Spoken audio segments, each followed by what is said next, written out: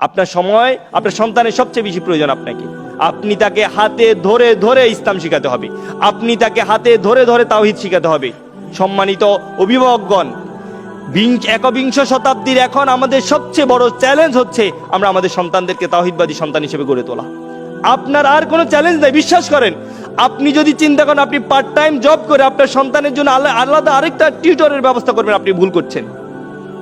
আপনি যদি চিন্তা করেন আপনি আলাদা আরেকটা পার্ট টাইম ব্যবস্থা করে আপনার সন্তানকে অক্সফোর্ড বিশ্ববিদ্যালয়ে পাঠাবেন, আরো ভালো বিশ্ববিদ্যালয়ে পাঠাবেন, আপনি ভুল করছেন। ওই সময়টা আপনার জন্য দরকার, আপনার পরিবার, আপনার সন্তান আপনাকে চায়, ওই সময়টা আপনার সন্তান আপনাকে চায়। আপনি এই কোয়ালিটি টাইমটা আপনার সন্তানের সাথে ব্যয় করুন। বিশ্বাস করুন, কোয়ালিটি টাইমের চেয়ে বড় আর কিছু হতে পারে না। আমি বাবাদের বলছি, অনেক মায়েরা আছে, তারপর আমি বাবাদেরকে আপনাদের বলতে চাই, জীবনের বেশিরভাগ সময় আপনি আপনার সন্তানকে ছাড়াই থাকেন। এটা খুবই দুঃখজনক। আমাদের দেশে মাদারহুড আছে, ফাদারহুড নেই।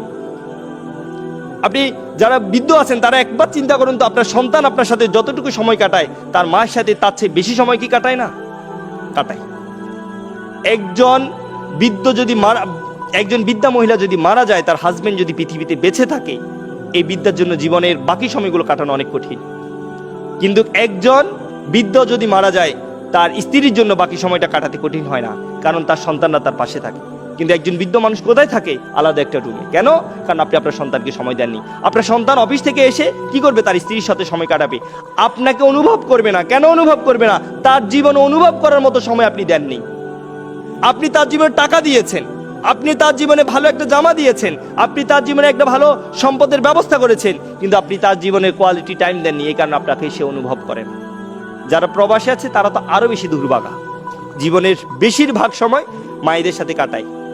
বাবা যখন 30-35 বছর পর দেশে আসে, একাকিত্বে জীবন কাটে, সন্তানরা তার সাথে সেভাবে কোয়ালিটি টাইম মেনটেন করে না। কেন? আপনি তাকে সেই সময়টা দেননি।